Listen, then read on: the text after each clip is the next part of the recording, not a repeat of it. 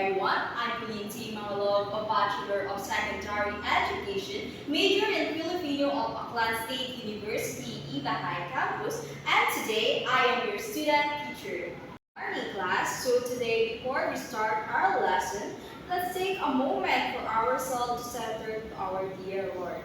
Please bow your head and close your eyes and feel the presence of the Lord. In the name of the Father, the Son, and the Holy Spirit, amen. Heavenly Father, we thank you for today.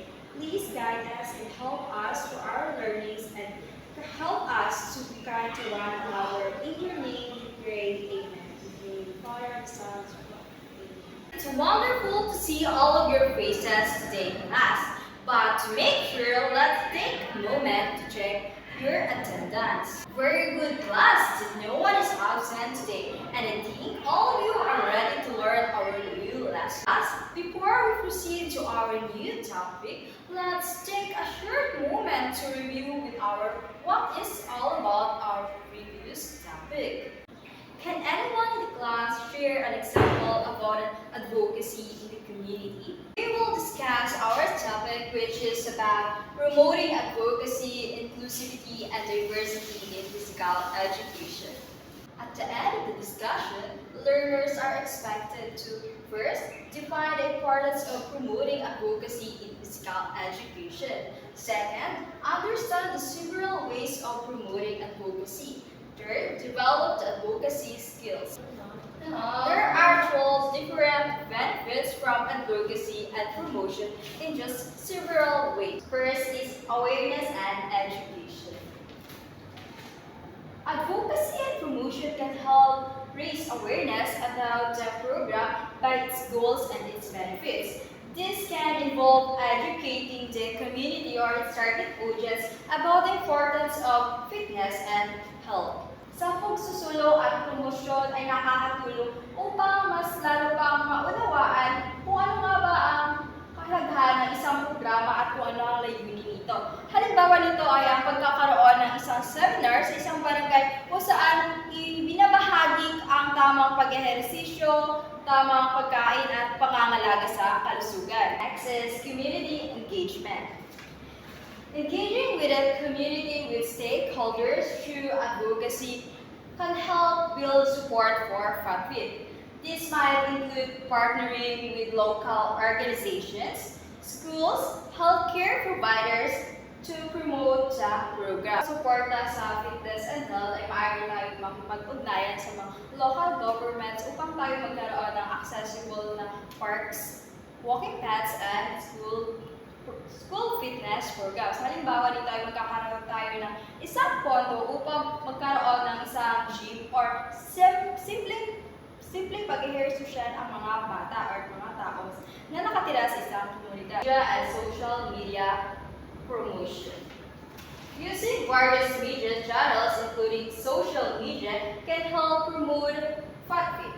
Sharing success stories, testimonies, and informative content can encourage participation.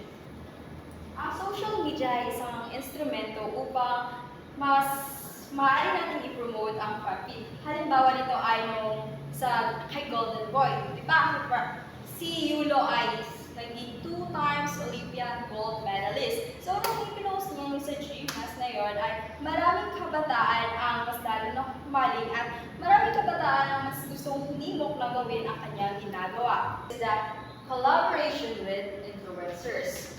Partnering with fitness influencers or local celebrities to support the program can generate more interest and participation. Halimbawa nito ay pag-iimbita ng isang sikat na influencer upang maging guest speaker sa FATFIT event.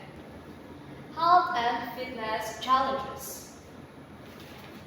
Running challenges or events related to FATFIT can be used as promotional tools.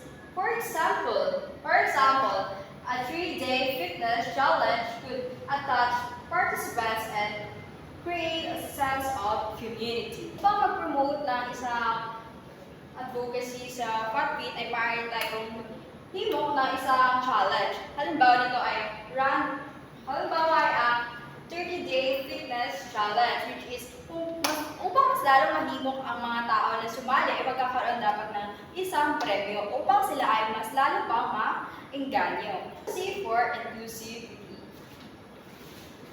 Ensure that the program is inclusive and accessible to all members of the community, regardless of their background or physical ability.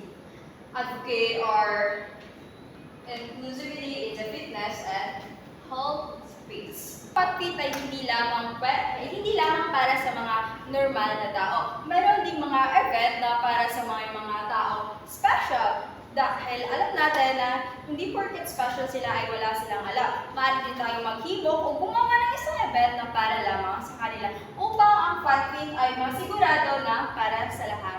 Walang sino man ang hindi pwedeng gumawa. Kundi lahat tayo ay maaaring sumubok at maki-enjoy. Evaluation and data sharing.